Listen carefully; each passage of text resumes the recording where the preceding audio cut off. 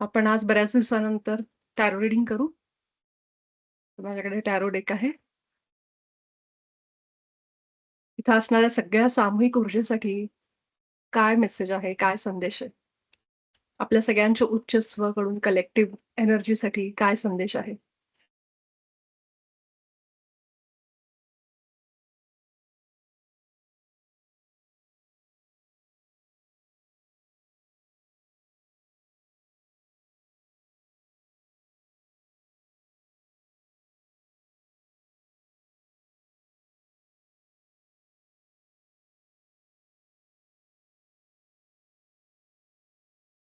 पहिलं कार्ड हे आलंय. तर कार्ड बघितल्यावरच तुम्हाला जाणवत असेल, की हृदयामध्ये तलवारी आहेत. सो काहीतरी आत्ता थोडा एक पेनफुल असा प्रसंग आहे आणि त्यातून तुम्ही जात आहात. काहीतरी सिच्युएशन अशी आहे, की जे मनाविरुद्ध आहे. त्यामुळे थोडंसं दुःख होतंय, काहीतरी हार्ट ब्रेक झाल्यासारखं, कुणीतरी फसवणूक केल्यासारखं, कुणीतरी आपल्याला धोका दिल्यासारखं, असा एक तुम्हाला एक फीलिंग आहे आता. पेनफुल सिच्युएशन आता आयुष्यातून तुम्ही फेस ती तुमची जातीये. ज्या फेजमधून तुम्ही आता जात आहात, तर अशी सिच्युएशन मला दिसतीये.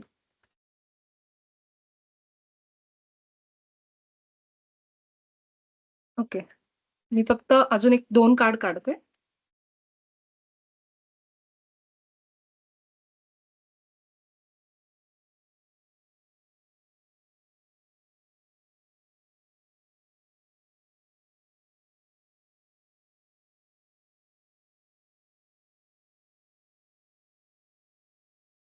हं.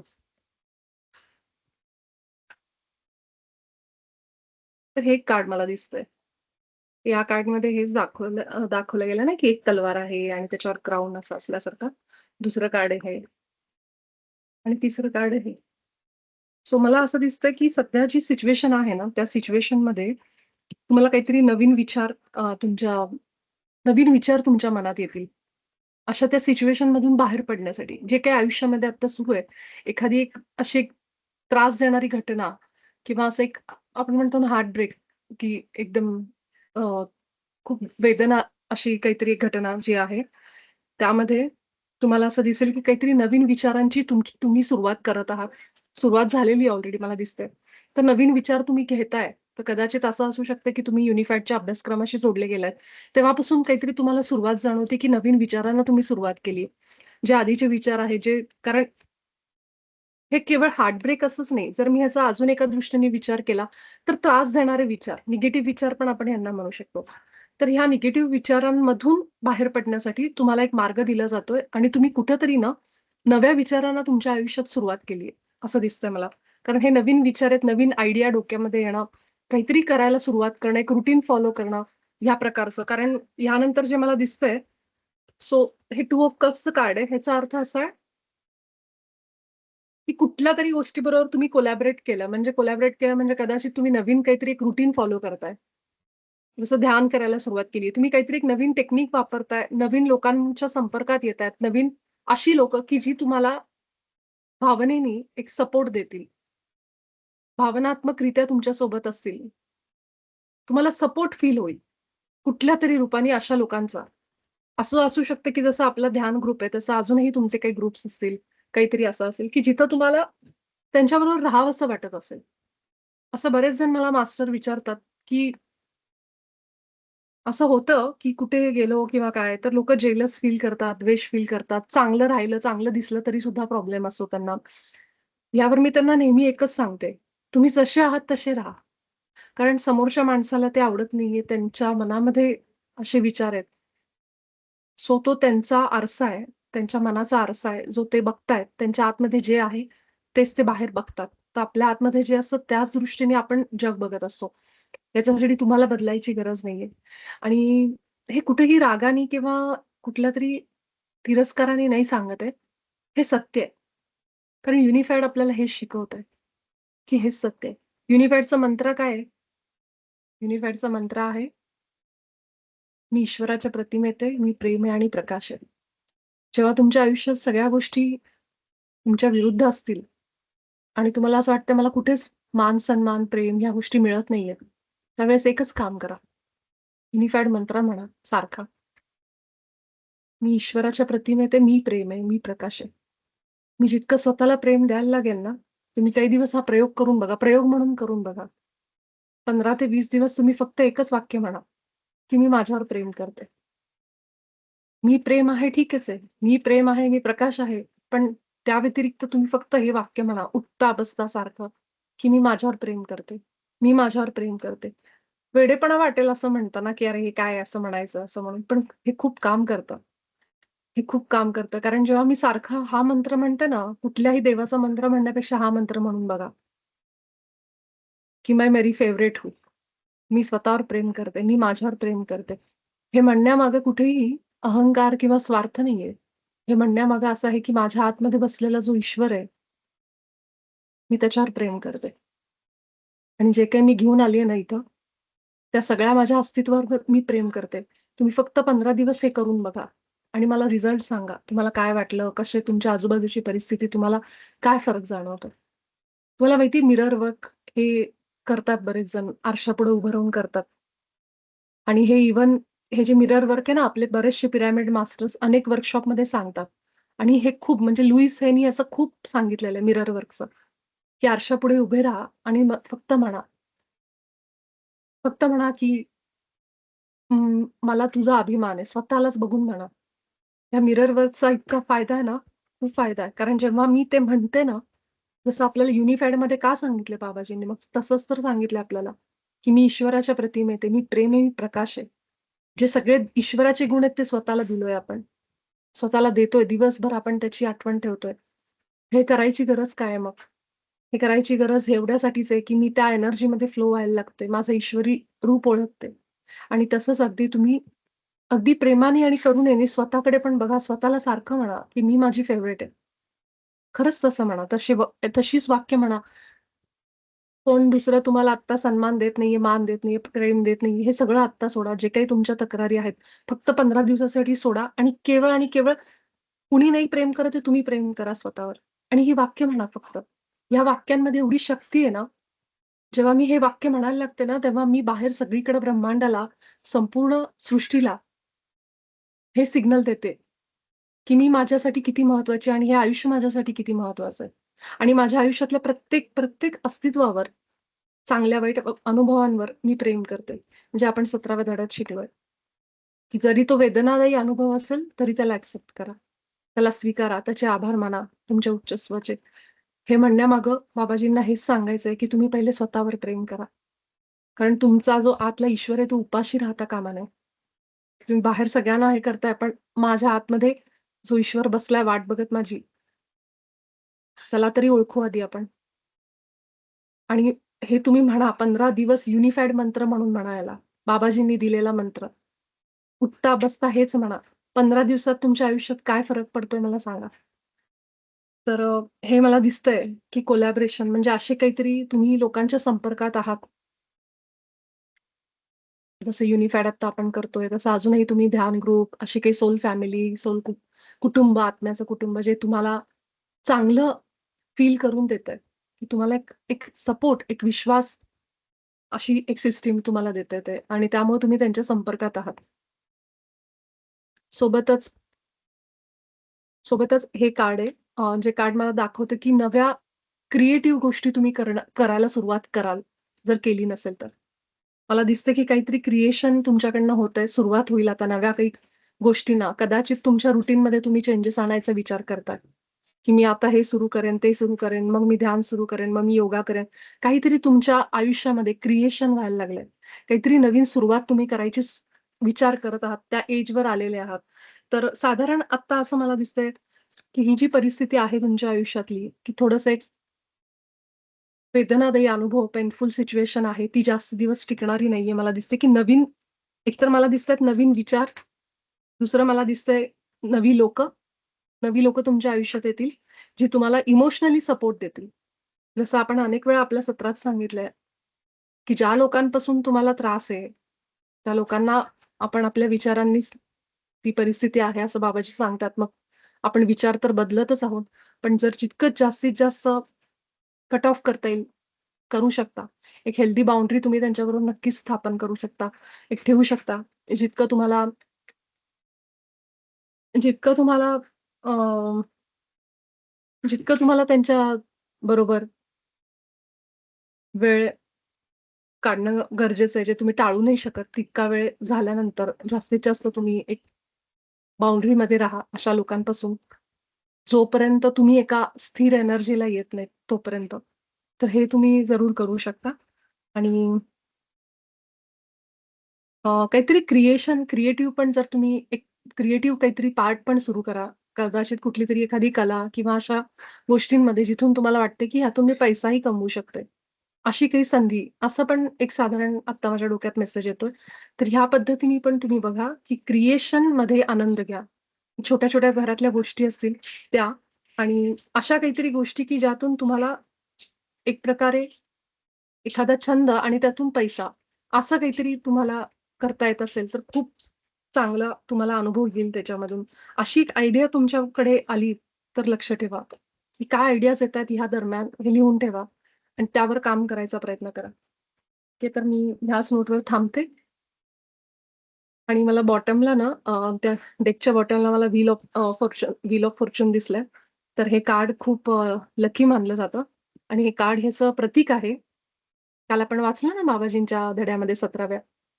एक वाक्य होतं बघा, की जे काही तुम्ही मागताय ना इच्छा, जेव्हा तुम्ही निर्मिती सूत्र म्हणता, क्रिएशन फॉर्म्युला म्हणता, त्यावेळेस ऑलरेडी पूर्ण विश्वाची चक्र फिरायला लागलेली असतात. एक वाक्य होतं. तर ते हे कार्ड आहे. की हे कार्ड जेव्हा आपल्याला दिसेल त्यावेळेस असं होतं, की चक्र फिरायला सुरुवात होतात. जी सिच्युएशन आहे त्याच्या बरोबर विरुद्ध सिच्युएशन सुरुवात होते. तर तो पिरियड आलेला आहे जवळ. तर फक्त विश्वास ठेवा आणि जर असं काही तुम्ही एखादं ध्यान किंवा अशा संस्थेशी जोडले असाल किंवा युनिफाईड सारखा, तर नक्कीच हे तुम्हाला मदत करणार आहे, हे त्याच्यातून दाखवण्यात येतंय, की जो पिरियड तुम्हाला वाटतोय की वेदनादायी, तो पिरियड संपला म्हणजे त्या सिच्युएशन संपतील असं नाही, पण तुम्ही त्यातनं उभे राहाल. तुम्ही त्यातनं असे स्ट्राँग उभे राहाल, की पुन्हा कितीही वेळा ती सिच्युएशन आली तरी तुम्हाला माहीत होईल, की ह्याच्याबरोबर कसा सामना करायचा. आणि हळू तुम्ही एकदा ते शिकलात, की पुन्हा-पुन्हा ते धडे पण येणं बंद होईल. तुम्ही स्वतःला एकदा क्रिएशनमध्ये टाकलं, काहीतरी क्रिएटिव्हिटीवर फोकस केला, तर तुम्हाला त्यातून एक असा आनंद मिळेल, तुम्ही इकडे बरोबर त्याचा सामना करायला शिकाल. आणि आज थोडंसं मी एक वेगळं शेअरिंग करते आणि मग आपण सुरुवात करू. अ, एकदा मी शंपा मॅमचं एक सत्र अटेंड करत होते. त्यावेळेस शंपा मॅमनी त्यांचे पण घरचे काही अनुभव सांगितले होते, मला आठवतंय. आणि ते ऐकत असताना कुठेतरी मी पण माझ्या वैयक्तिक आयुष्याला थोडी जोडली गेले. काल पण आपण मानसीतेंचा जसा अनुभव ऐकला, त्यावेळेस पण जेव्हा त्या सांगत होत्या त्यांच्या आईबद्दल, तेव्हा मला पण माझे काही दिवस आठवले. तर त्याबद्दल मी थोडंसं सांगेन आज. हे पहिलं तर एवढंच सांगते, की हे सांगण्यामागे कुठेही असा हेतू नाहीये, की मी किती काय केलंय किंवा मला अ, काय त्याच्यातून काही सिद्ध करायचं नाहीये. एकदम पहिला मी हेतू सांगते, की का सांगते? हे सांगण्यामागे हाच हेतू आहे, की जे मला अनुभव आले ते त्यावेळेस खूप दुःखद आणि खूप वेदनादायी होते. पण आता मला ते कळतात, की ते मला का आले. कारण जेव्हा मी 4 लोकांशी कनेक्ट करते, तेव्हा लोकांचं जे फीलिंग आहे, ते अनुभव आहेत ना, ते जेव्हा मी घेतलेले असतात, तेव्हा मला समजतं, की काय सिच्युएशनमधून समोरची माणसं जात असतील. तर असाच अनुभव मी घेतला साधारण 2021-22च्या दरम्यान, 19च्या दरम्यान, 20, 21, 22च्या दरम्यान साधारण 2-3 वर्ष आम्ही त्याच ह्याच्यामध्ये होतो. ते म्हणजे माझे सासरे होते जे खूप आजारी होते त्या दरम्यान आणि कोविडचा टाईम होता त्यामुळे आम्ही घरी होतो आणि अ, मी टी-सी-एसमध्ये जॉब करत होते तेव्हा. तर जसं अनेक लोकं बरेचसे बेड रिडन होतात, तसंच माझे सासरे पण बेड रिडन होते त्यावेळेस आणि मला आठवतंय अशी सिच्युएशन होती की नेमक्या सासूबाई पण ॲडमिट झाल्या. त्या पण आय-सी-यूमध्ये होत्या आणि घरामध्ये गौरी गणपती सुरू झालं 2च दिवस झाले आणि माझ्या मनामध्ये एक होतं, की गौरी गणपती मला खूप भीती वाटायची. मला असं वाटायचं हे सगळं आपल्याला होतंय का नाही? ती मनात भीती असते ना, सगळं कसं पार पडेल?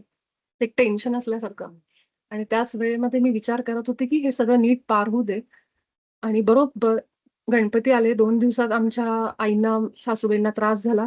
त्यांना ॲडमिट व्हावं लागलं आणि त्या आय-सी-यूमध्ये होत्या. त्यांची ट्रीटमेंट सुरू झाली हॉस्पिटलमध्ये आणि ते सगळं गौरीचं जे काम आहे, ते सगळं पडलं माझ्यावर. तर पहिल्यापासूनच माझी ही सिच्युएशन आहे, की ज्या गोष्टीला मी घाबरले, तर उच्चस्व म्हणतो, "मॅडम, आता हे सगळं भीती काढा आणि तुम्ही शिका आता ह्या गोष्टी." असं करून ज्या गोष्टींची मला भीती वाटायची ते बरोबर माझ्याकडनं केलं व्हायचंच ते. ती गौरी गणपतीचा जे 10 दिवस गणपतीचे आणि ते सगळं आहे, ते मग माझ्या अंगावर पडलं त्यावेळेस पहिल्यांदा. आणि ज्या गोष्टीची मला भीती वाटत होती ते पार झालं. तर मदतीला कुणी नसल्यामुळं असं वाटायचं मिस्टरांना घेतलं होतं मी मदतीला, सोबतीला आणि मग खूप त्याच्यात असे प्रसंग होते की अ, जे मी कधी पहिले अनुभव घेतले नव्हते आणि त्यामुळे मला थोडं ते जड वाटलं. खूप थोडा हे झाला तो कारण सासरे आतमध्ये झोपून असायचे पूर्ण आणि सासूबाई आयसीयूत होत्या आणि ल एकटं असल्यामुळे ते सगळ्या मदत मला असं वाटायचं, बापरे! हे कसं करू मी सगळं? अशा पद्धतीचा तो माझा पिरियड गेला. कोव्हिड असल्यामुळे लोकं पण मदतीला नव्हती. कुणी हेल्पिंग वगैरे कुणी मिळालं नाही आम्हाला कारण तेव्हा लॉकडाऊनच असल्यासारखं होतं अजून पण. त्यामुळं माझ्या सासऱ्यांचं अं, बाकी सगळ्या ज्या गोष्टी असतात त्या आम्ही करायचो. मी माझ्या सासूबाई जेव्हा व्यवस्थित होत्या. तर त्यांच्या काळामध्ये मी हे सगळे अनुभव घेतले, की सासरे कसं एक असं भ्रमित झाल्यासारखं त्यांना झालं होतं. रात्री ते झोपलेले असायचे आणि एकटेच बडबड बसायचे रात्री. पूर्ण रात्रभर ते जागे असायचे. त्यामुळे रात्रभर मी झोपू शकत नव्हते. कारण त्यांचा आवाज इतका मोठा होता. ते ओरडायचे रात्री झोपेमध्ये आणि त्यांना कुणी-कुणी दिसायचं आणि ते त्यांचं चालू असायचं. सकाळी माझं ऑफिस असायचं. त्यामुळे माझी रात्रभर झोपायची आणि पहाटे 6:00ला ते झोपायचे. आणि त्यामुळे मी 6:00 पर्यंत जागी असायचे. अशा अनेक रात्री जागून काढल्या आणि सकाळी उठल्यापासून ऑफिसची कामं आणि घरचं सगळं कारण आई पण तेव्हा ॲडमिट होत्या. तर माझा एक प्रसंग मी तुम्हाला फक्त सांगते, की ऑफिसच्या कामाचे जे कॉल्स असायचे, नेमकी दुपारी माझी सुरुवात व्हायची. त्याच वेळेस सासऱ्यांचं जेवण असायचं. तर त्यांना जेवता येत नव्हतं त्यामुळे त्यांना मिक्सरमधून वगैरे काढून देत होते मी. तर एकदा माझा टी-सी-एसचा कॉल होता आणि माझ्या लक्षात नव्हतं, की आता तो कॉल आहे म्हणून. तर मी रूममध्ये गेल्यावर त्यांना खाऊ घालायच्या वेळेसच नेमका कॉल सुरू झाला तिकडं. आणि त्यांना उठून बसवलं आणि असं मिक्सरमधून काढून वगैरे मी त्यांना देत होते सगळं. आणि तिथं कॉल सुरू होता. पण लकीली त्याला व्हिडिओ बंद होता. त्यामुळे मी फक्त अनम्यूट करून इकडे त्यांना खाऊ घालत होते आणि तो कॉल घेत होते. अशा प्रकारे मी ते हँडल केलं आणि तेव्हा मला तेव्हा सासऱ्यांना मी सांगितलं फक्त, की तुम्ही शांत बसा, बोलू नका एवढं. आणि त्यांना ते कुठेतरी त्या बाबतीत हे होते, की जॉब करते वगैरे, तर तसे ते सपोर्ट करायचे. पण इतर वेळेस त्यांनी खूपच म्हणजे त्या कंडिशनमध्ये कारण बेड रिडन असलेला माणूस कसा पद्धतीने वागतो, त्याची एनर्जी काय असते, कशा पद्धतीने त्यांना ते रात्री 3 वाजता उठवून मला विचारायचे, "किती वाजलेत?" किंवा "मला भूक लागली 3 वाजता" म्हणायचे. असे सगळे प्रसंग त्यावेळेस मी ते बघितले आणि खूप जड पण गेलं. खूप जड गेलं तसं कारण शेअरिंग करायला कुणाला हे करायला आपलं असं ना इमोशनल सपोर्ट त्यावेळेस कोणी असं माझ्या जवळ नव्हतं, की मी त्याला हे सगळं सांगावं, की मला हे अवघड चाललंय असं म्हणायला किंवा अशा गोष्टी सांगायला. कारण मी आईला सांगायला गेले तर आई माझी काहीच ऐकून घ्यायची नाही. आई म्हणायची, "ते तू केलं पाहिजे, तुझी सेवा करायची वेळ आहे." त्यामुळं तिकडे मी बोलूच शकत नव्हते कुठलीच गोष्ट. तक्रारीला म्हणजे जागा नव्हती असं होतं. फक्त एक मैत्रीण असायची तर सगळ्या तक्रारी, सगळी निगेटिव्हिटी मी तिच्यापाशी बोलायचे, की "असं आहे बघ, असं आहे बघ." तेवढंच मी ते करायचे. पण तेव्हा मला असं वाटतं, की तेव्हा मला ध्यान पाहिजे होतं माझ्या आयुष्यात, की ध्यान असलं असतं तर मी कदाचित त्यातून इतकी इझिली बाहेर आले असते. पण उच्च स्व म्हणतो ना, की मला ध्यानाचं ए पण तेव्हा माहीत नव्हतं. कुठेतरी ते अनुभव घेणं गरजेचं होतं. त्यासाठी ह्या अनुभवातून पुढे आल्यानंतर आत्ता मला दिसते, की अशा अनेक प्रसंगातून मी त्यावेळेस गेले आणि माझ्यासारखे अनेक लोकं जातात. मी एकटीच नाहीये मला माहिती अनेक वर्ष लोकं बेडरिडन असतात, त्यांची सेवा करतात आणि ते फार अवघड आणि खरंच कठीण त्या आत्म्यांनी घेतलेलं ते चॅलेंज असतं. की ते गोष्टी ज्या आहेत त्या आत्मे जे निवडतात, की आम्ही ह्या प्रसंगातनं जाऊ किंवा जे खास करून सांगायचं तर जे स्पेशल चाइल्ड असतात. त्यांचे जे आत्मे निवडतात प्लॅन, की आम्ही ह्या जन्मामध्ये असं स्पेशल चाइल्ड आम्ही त्याला सांभाळू. ते खरोखर हॅट्स ऑफ त्या सगळ्या जीवांना, त्या आत्म्यांना जे प्लॅन असा घेऊन येतात. तर प्रत्येकाच्या आयुष्यामध्ये हे फेजेस आहेत. काहीतरी ह्याच्यातून आपण शिकतो. आज मी जेव्हा बघते, त्या प्रसंगांमुळं मी खूप स्ट्राँग झाले, की ज्या प्रत्येक गोष्टीला मी घाबरायचे. कारण मला आठवतं त्याच्या पुढच्या वर्षी सुद्धा बरोबर गौरी गणपती आल्या माझ्या सासूबाई पुन्हा ॲडमिट झाल्या. त्याच दरम्यान. म्हणजे ती जी भीती होती ना माझ्या मनात, कायम मला भीती वाटायची, की गणपतीच्या दिवसात आपल्याकडनं नीट होईल ना, सगळं ऑफिस पण, हे पण, ते पण. ती सगळी भीती माझी काढली गेली. एक त्या 2-3 वर्षामध्येच असं झालं, 2 वर्ष असं सलग झाल्यानंतर तिसऱ्या वर्षी मला त्याची भीतीच नाहीशी झाली. असं वाटायला लागलं आता मी करू शकते इझिली. तर मी हे सांगण्यामागे उद्देशच असा आहे, की अशा कोणी मुली असतात, की नवीन-नवीन तर ह्या गोष्टींचं खूप आपल्याला खूप म्हणतो ना, ओझं येतं, की माहीत नसतात कधी या सिच्युएशनमधून आपण गेलेलो नसतो. पण हे प्रसंग जेव्हा थोडे पुढे जातो ना, तेव्हा आपल्याला खूप जाणवतात, की ह्या गोष्टींमुळेच माझ्यामध्ये एक बळ आलं, की मी स बघू शकले. आता खूप गोष्टी आहेत, की माझ्या सासऱ्यांना मी नग्न अवस्थेमध्ये बसून त्यांना मी अंघोळ घालायचे. कारण आम्हाला तेव्हा कोणी माणूस वगैरे मिळाला नव्हता. त्यामुळे ते पण काम मी केलं. हे फार मोठं काम नाहीये, पण माझ्यासाठी ते नवीन होतं. आणि त्यामुळे कुठेतरी ना मानसिक आपोआपच ती तयारी झाली माझी, की असं करायचंय त्यांना म्हणून आणि सुरुवातीला त्रास झाला.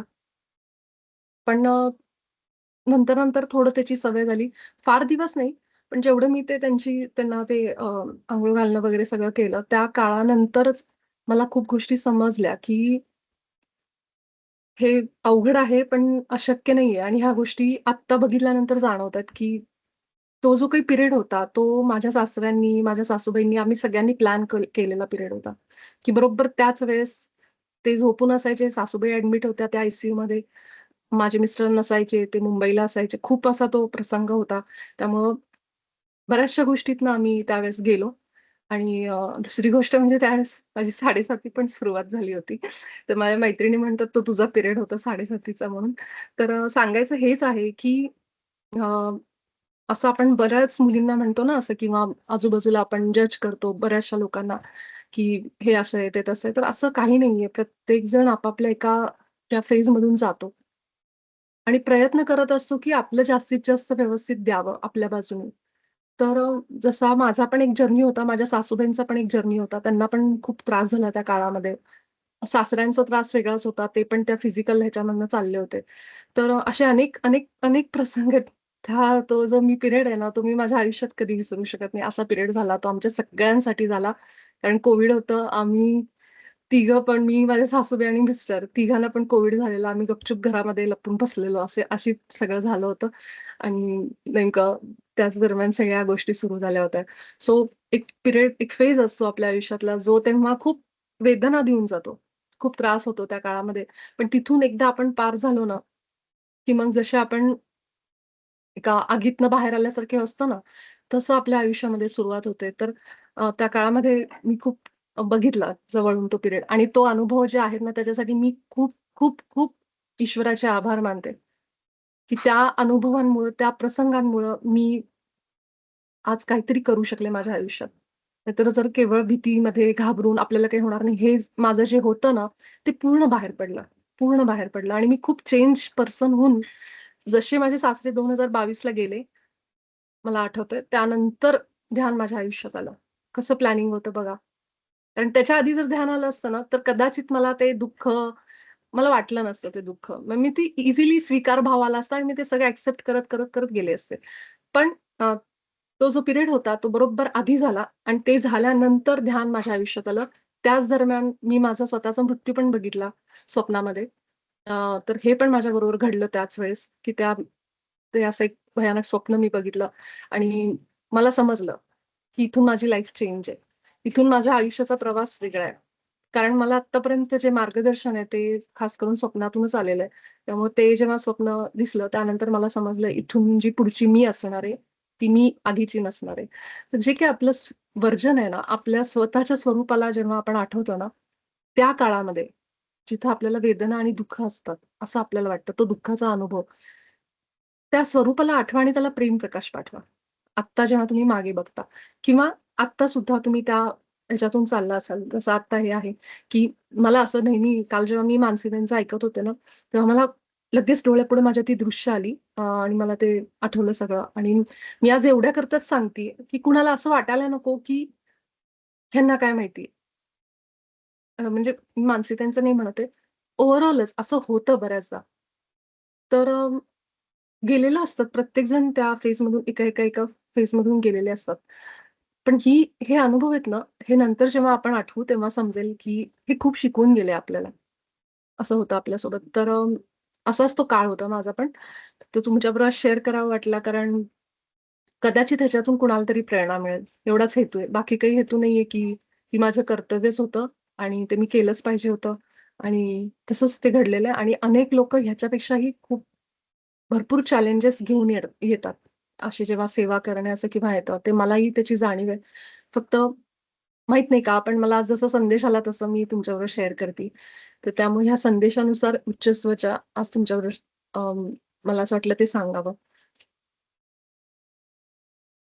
एक मिनिट हां.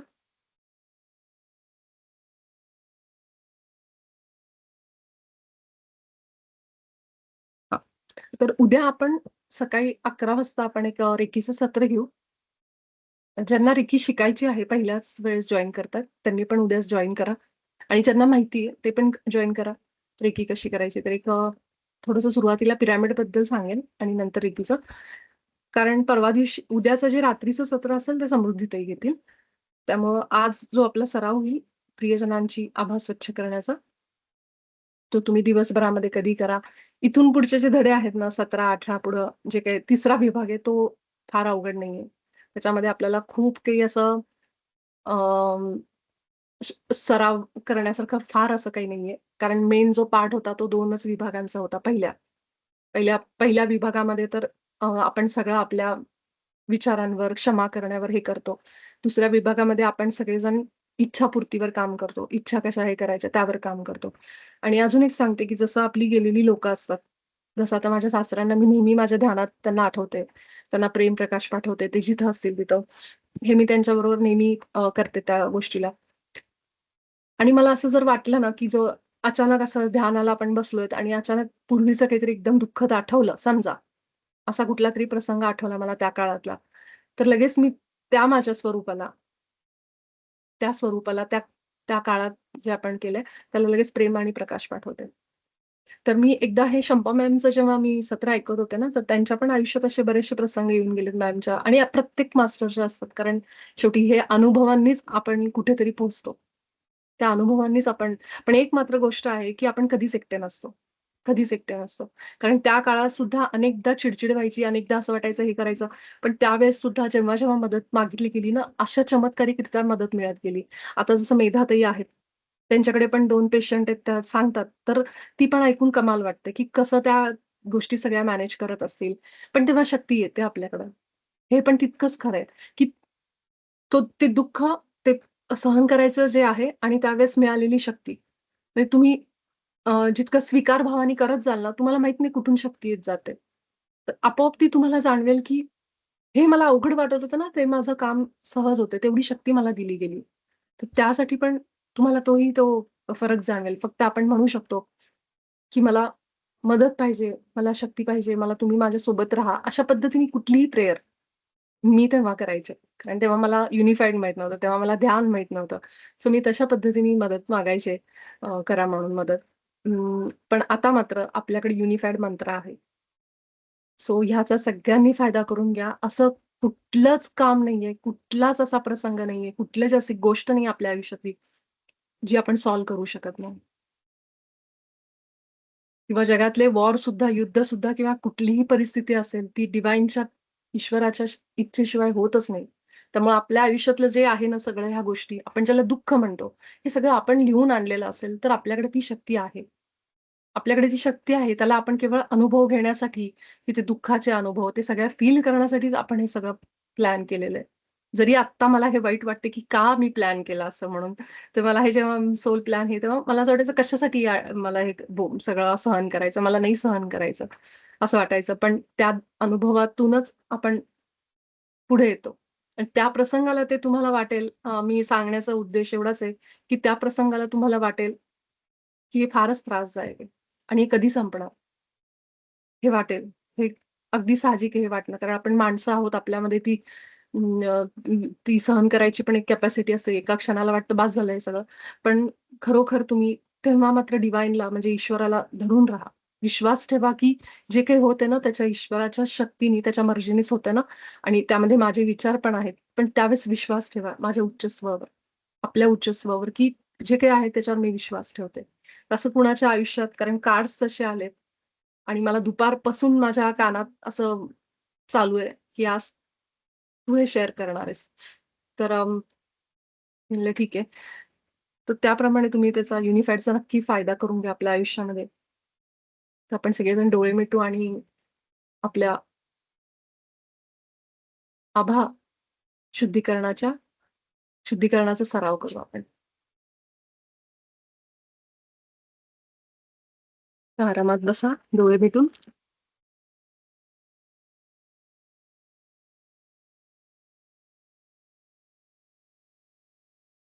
एक दीर्घ श्वास घेत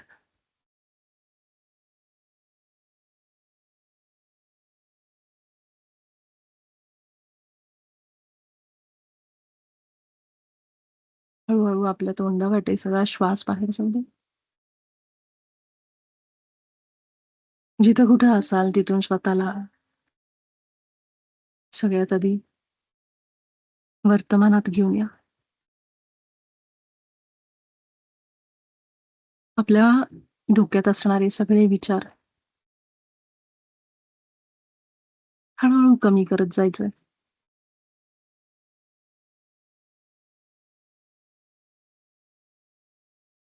आणि त्यासाठी दीर्घ श्वास घेत स्वतःला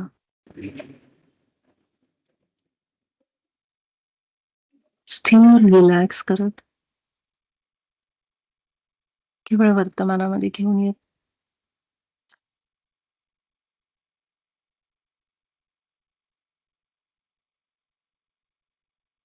पूर्ण तयार व्हा. एक नाकाने मोठा श्वास घेत तोंडाने हू असा आवाज करत बाहेर काढा. हो. सगळं बर्डन, प्रेशर, स्ट्रेस, काळजी, चिंता सगळं बाहेर जाऊ दे.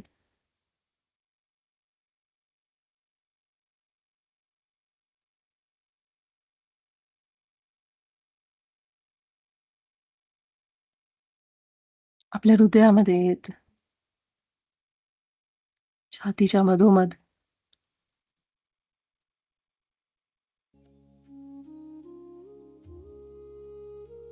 अगदी हळूवारपणे आपल्या श्वासावर लक्ष देत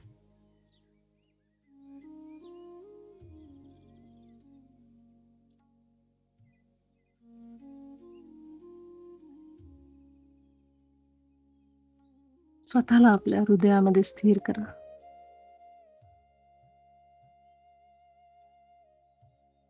खोलवर, अगदी खोलवर आपल्या श्वासांसोबत आत, अजून आत उतरा. जितकं आत जाता येईल. हृदयाच्या स्पंदनांना श्वासांसोबत खोलवर फील करा.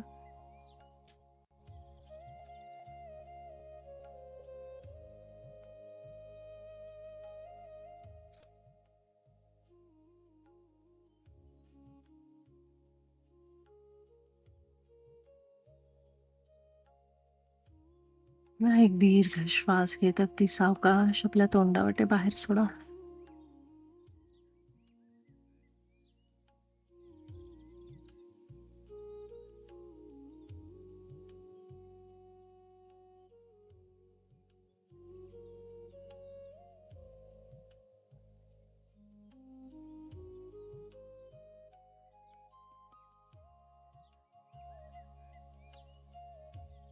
आपल्या प्रत्येक श्वासाने आपल्या हृदयाला फील करत, छातीला,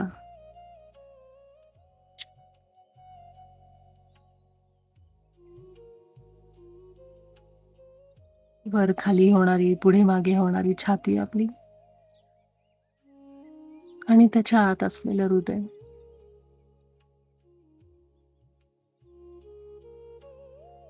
आणि आतमध्ये बसलेला ईश्वर जो वाट बघतोय. मी डोळे बंद करून त्याच्यासोबत जोडली जाते. असा आपला ईश्वर, आपला उच्च आत्मा, आपलं उच्च स्वरूप जे सतत आपल्याशी जोडलेलं आहे, जे आतून आवाज देतं, अनेक गोष्टी आपल्याला सांगतं. कठीण निर्णय घेताना, कठीण प्रसंगांमध्ये आतला आवाज आपल्याला सांगतो, "मी आहे, मी आहे."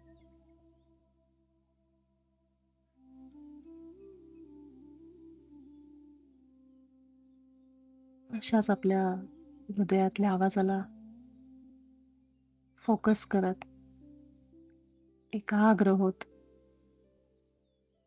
पूर्ण केंद्रित व्हा आपल्या हृदयामध्ये. खोलवर हृदय फील करा.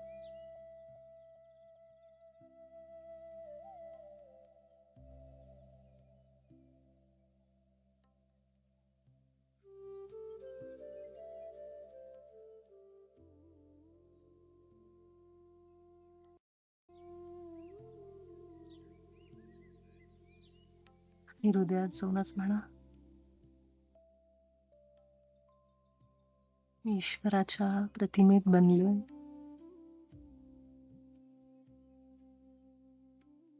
माझा ईश्वर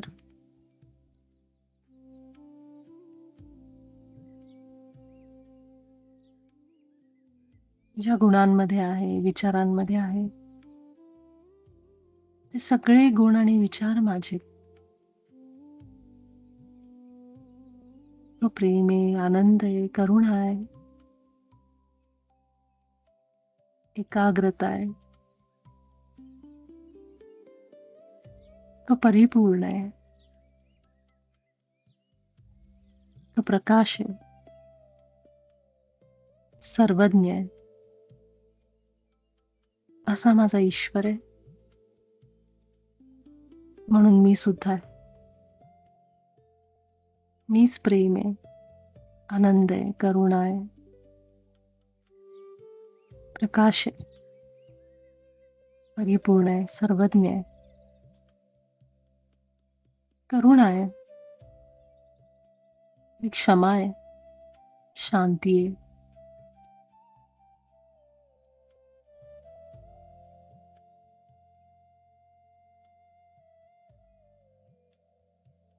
मी ईश्वराच्याच प्रतिमेत आहे.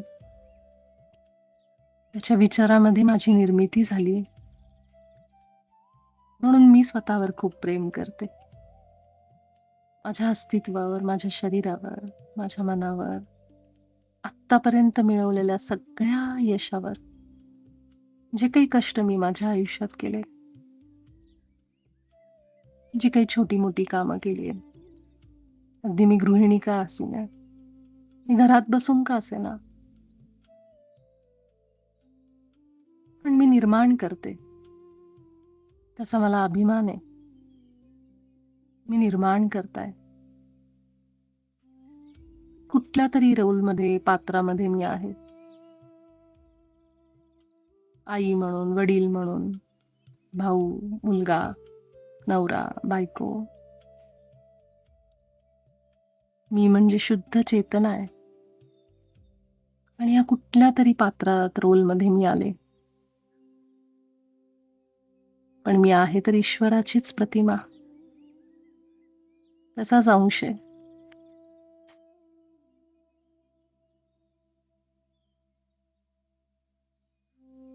त्यामुळे या रोलमध्ये सुद्धा मी प्रेमच आहे.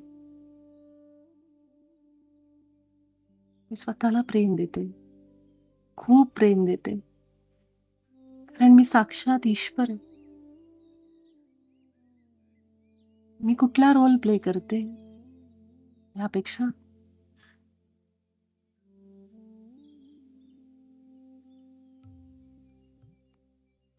मी स्वतःवर प्रेम करते का?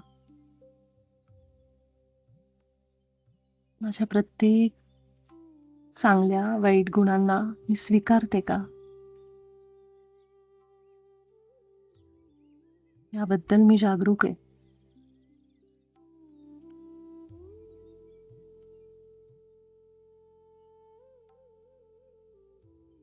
मी जशी आहे तशी स्वतःचा स्वीकार करते. माझ्या हिताचं, प्रेमाचं, माझ्या विकासासाठी सर्वोच्च कल्याणासाठी जे काही गरजेचं आहे ते सगळं माझ्या आयुष्यात आत्ता आहे, त्याचा मी दावा करते, स्वीकार करते. माझ्या सगळ्या इच्छा माझा उच्च स्व मला प्रकट करतो. त्या सगळ्या इच्छांचा मी मान ठेवते आणि त्या इच्छा पूर्ण करता करता मी निर्मिती सूत्र सुद्धा बनवते आणि म्हणते, त्या सगळ्या इच्छांची निर्मिती मी करत असते. कारण मला ते मिळवायचंय. हे मला माहितीये. हे मला समजलंय. आत्ता माझ्याकडे ते आहे. हे पण मला समजलंय. केवळ मी निर्मिती सूत्र बनवते, त्याचा दावा करते, ईश्वरासोबत एक होऊन स्वीकार करते. अशी कुठलीच गोष्ट नाहीये जी मला मिळवणं अशक्य आहे. जे काही माझा उच्च स्व मला सांगतो, ज्या इच्छा प्रकट करतो, त्या सगळ्या मी पूर्ण करते.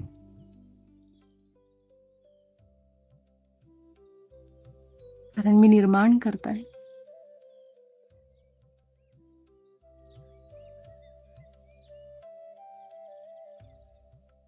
आता माझी आभा मी शुद्ध करते.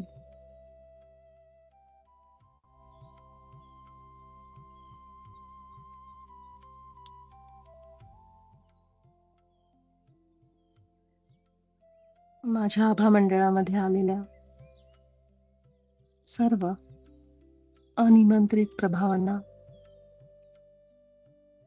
मी प्रेम आणि प्रकाश पाठवते.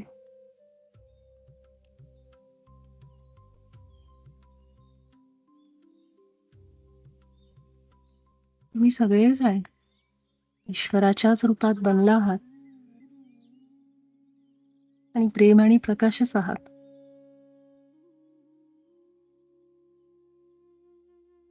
तुमच्याकडे जाण्यासाठी एक आदर्श स्थान आहे. शांतपणे तुम्ही सगळे तिथे निघून जा.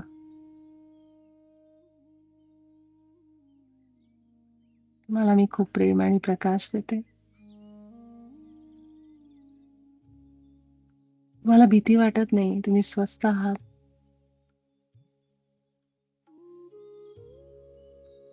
हे उच्च स्व, हे माझा सुंदर, प्रिय, तेजस्वी उच्च आत्मा, तुझे अनेक आभार तुझ्या मार्गदर्शनासाठी. तू ह्या सगळ्या अनिमंत्रित प्रभावांना त्यांच्या आदर्शस्थानी घेऊन जा.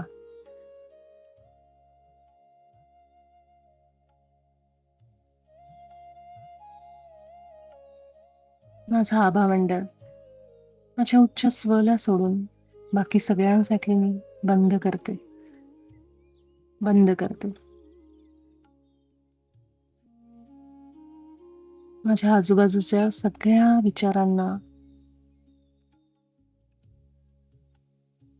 मी प्रेम आणि प्रकाश पाठवते.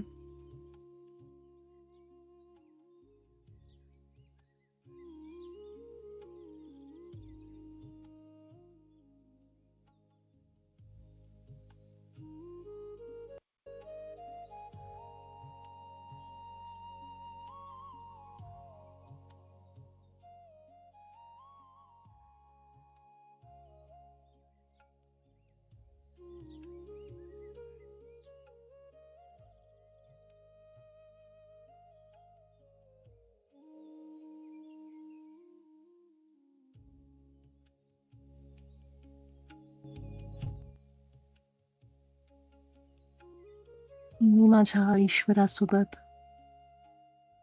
संपूर्णपणे एकरूप आहे. एक आहे.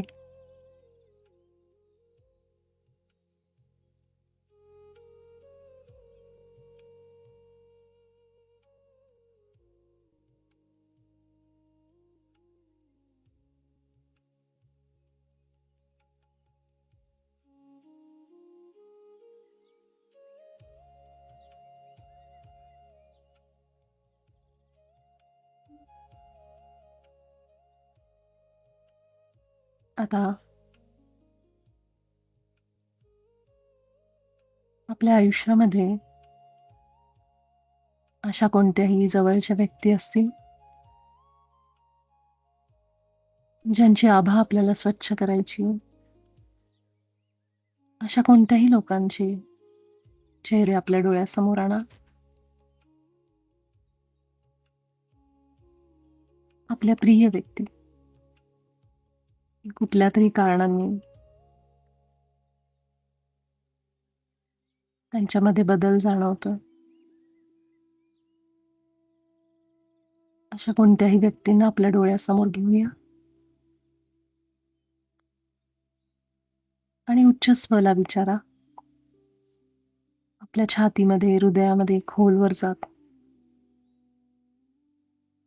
हे उच्च आत्मा,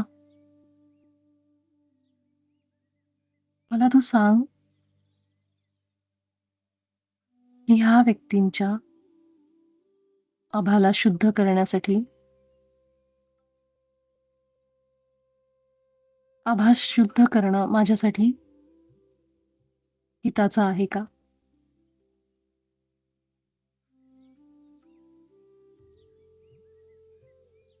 होचा किंवा नाहीचा जो काही संकेत येतो त्याकडे लक्ष ठेवा.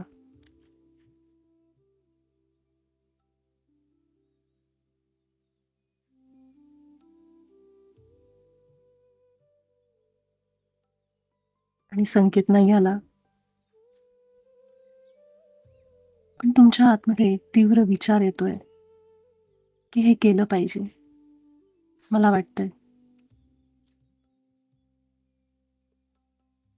तर जरूर पुढे जा. ज्यांना होचा संकेत आलाय त्यांनी विचारा, हे उच्चस्व, ह्या माझ्या प्रिय लोकांच्या आभामध्ये अनिमंत्रित प्रभाव आहेत का?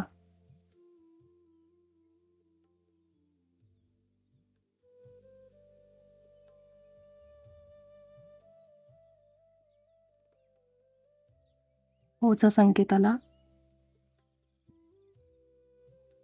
तर आभा शुद्ध करू आपण. आणि ज्यांना संकेत नाही आलेत पण एक तीव्र विचार प्रकट होतोय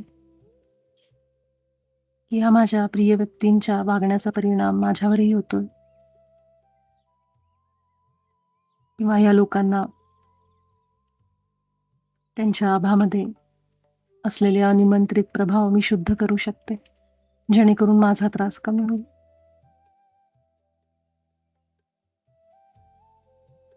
तर या सगळ्यांसाठी आपण आभा शुद्धीकरण करू. त्या सगळ्या लोकांना डोळ्यापुढेच ठेवा. आपल्या उच्चस्वला माहीत असतं कोण आहेत ते, त्यामुळे केवळ म्हणा, तुमच्या सगळ्यांच्या आभा मंडळामध्ये आलेल्या सर्व अनिमंत्रित प्रभावांना मी प्रेम आणि प्रकाश पाठवते.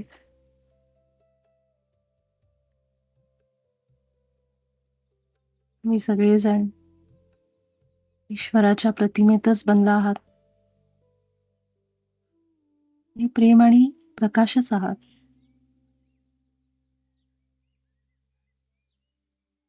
तुम्हाला आता भीती वाटत नाही, तुम्ही स्वस्थ आहात. तुमच्याच प्रत्येकाकडे जाण्यासाठी एक आदर्श स्थान आहे. त्या स्थानी तुम्ही निघून जा.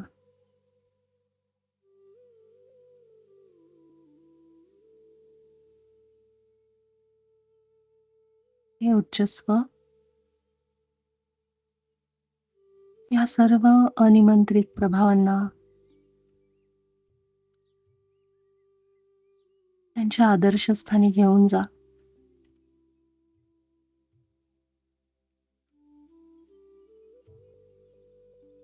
मी त्यांना प्रेम आणि प्रकाश पाठवते.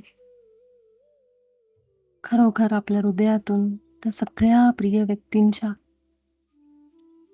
आभामध्ये असलेल्या अनिमंत्रित प्रभावांना खूप प्रेम पाठवा.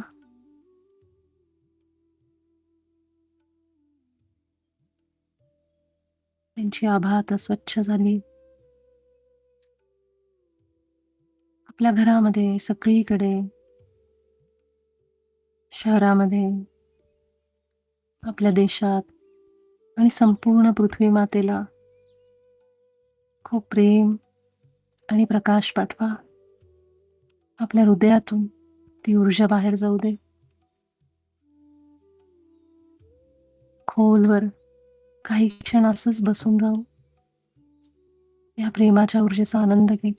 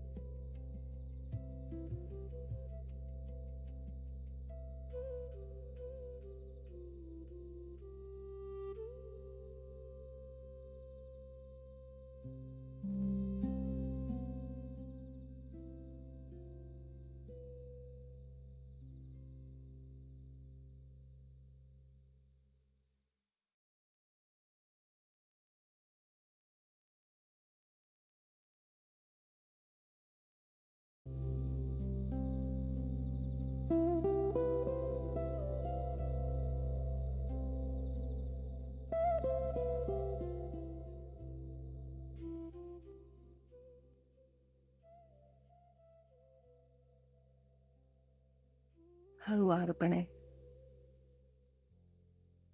आपले दोन्ही हात अगदी सावकाश आपल्या डोळ्यांवर घेऊन जाऊ.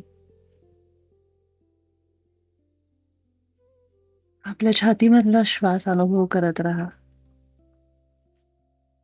आपल्या आतल्या जगातच राहा. ही सगळी शांतता, ऊर्जा आपल्या सगळ्या शरीराच्या एक एक पेशींमध्ये पोहोचू दे. झोप. या झोपी करा. झोप.